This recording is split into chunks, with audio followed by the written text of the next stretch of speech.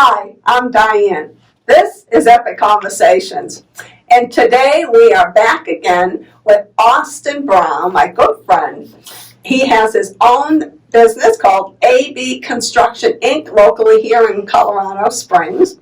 And we're talking today about integrity in business starts with people.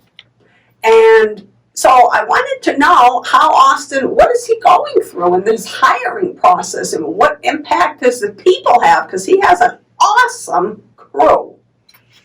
So Austin, would you like to share how do you go through the hiring process? I know people are valuable in a business. They can make it or break it. I was just about to say that. You've had 16 years experience, so please tell us. What about your hiring process and your philosophies? So I think the foundation philosophy is that you have to really see God as your senior partner. Okay, God's your senior partner. Okay. He really, very good. Outwardly, far as what everybody can see, looking at A&B Construction, they see me as president, CEO, and having the final say on everything. That's what the world sees. Mm-hmm. But I think if you're in that position, then the way you have to view it is that's not it. You don't have the final say, even though legally everything worldly central, like physical, that you do have the final say. I mean, the buck stops at my desk or whatever. That is reality. Mm-hmm. But that's a physical reality. Spiritual reality is that it stops at God's desk. And so to have that mindset, that's where I keep it in. That's where it starts with me, because ultimately it's his business, and basically I'm a steward of it. And so when you see yourself as that, then you're going to run things through God. And I think and say, okay, well, is this, pretty much everything. Really, it's basically partnering with God. So he's your senior partner. Right. He has the final say. People think I have the final say, but I always tell me, I just nod my head and act like, yeah. But in my heart, I've said it that he has the final say. And so I run every decision through him. Mm-hmm. Like, do I take this job? Do I not take this job? Is this, because it goes back to service. We talked about that, what business is. And I think, can we, and ask God that, because sometimes you can get caught up into, as things are getting bigger. I've experienced this lately. As things are getting bigger and you're hiring on more people, then you feel the pressure of keeping them employed. Okay, you find good people. Okay, I got to keep them. So you don't want to let them off. So then you feel the pressure of, okay, I got to get this job. I got to get this job.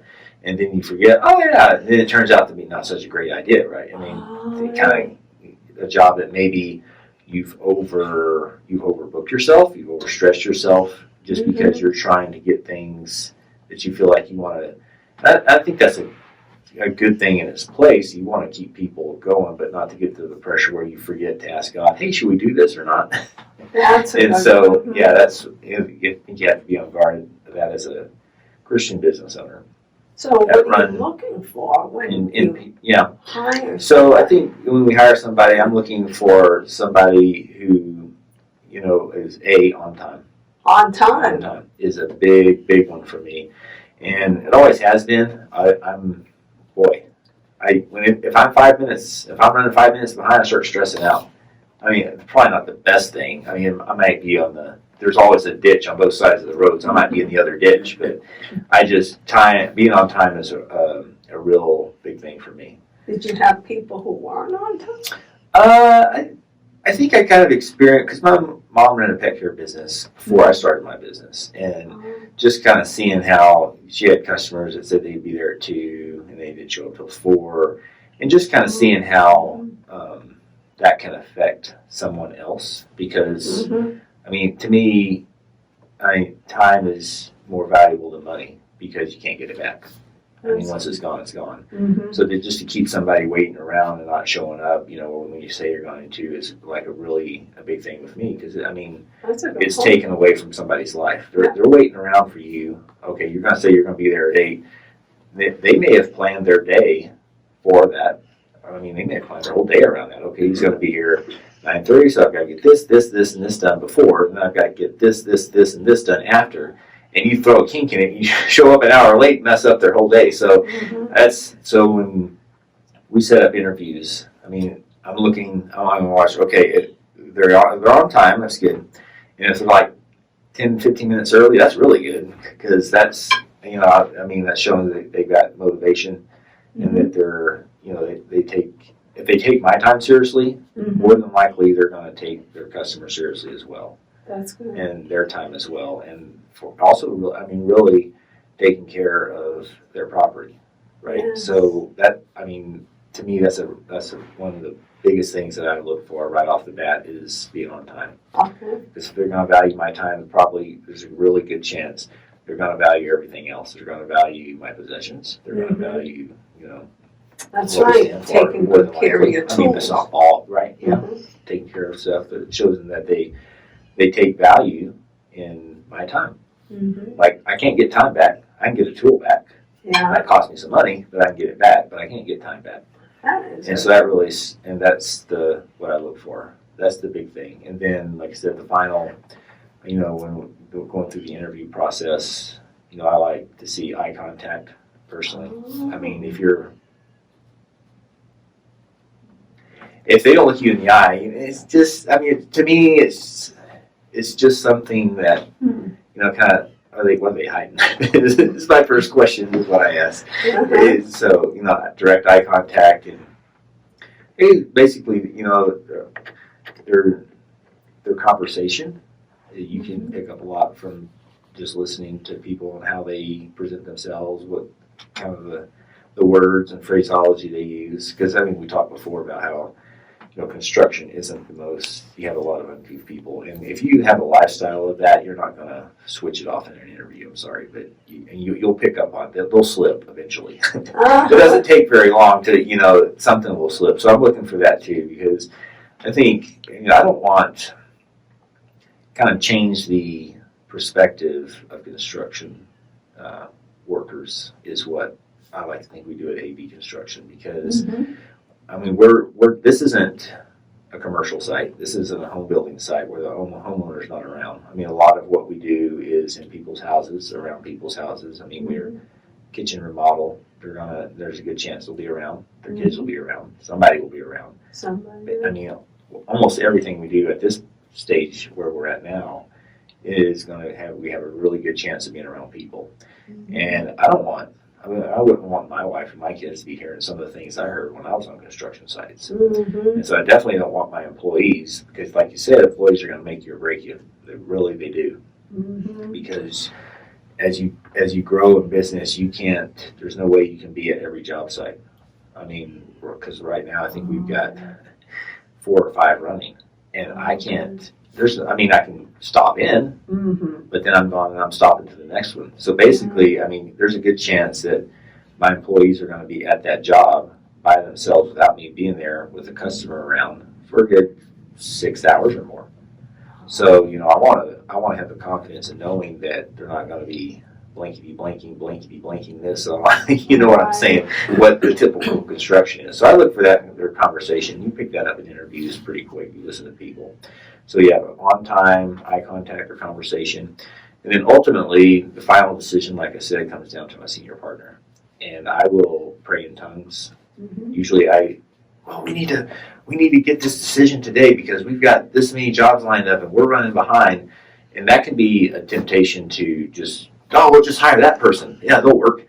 But that, you can't, you have to slow down, because what if that employee is not the right fit.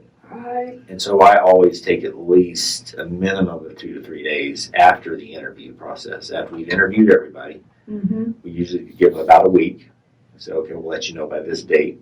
And that gives me enough time to pray about it. I'll pick up their paper application that they provided, and I'll pray over it. I'll speak in tongues over it. I'll ask God what he thinks about it. I mean, is this person going to be a good fit with the crew? Because, they may be a great person, but I've learned in work in business, people just don't work good together for whatever reason. I mean, I work with guys that, like this all the time, and they were great. They were good with other people, and I was good with other people. But you put us together, there's just some personalities that just don't mesh, and like the chemistry Yeah. just doesn't work. yeah. Huh. And so I also pray about that. Is this person a good fit? You know, is what I'm feeling through the interview and everything, is that still in line? And yeah, I'll take definitely a few days and pray over it, and you know, just get that and just kind of pray in tongues and think about that person, think about the interview process and how they presented themselves, and just kind of replay that conversation and that interaction over in my mind several times during that process, however long, depending on how many people we interviewed. I mean, kind of vary on how long we take, and just pray over that and just wait until I feel the peace of God that that's going to be a good fit. Hasn't filled me yet. Awesome. That's So, great. Yeah, that's a big thing that you really have to. I mean, because people can put up amazing fronts. Oh, okay. How many other people are involved with your hiring process? One other. Okay, So yeah, well, I would say two, because I consult my brother too.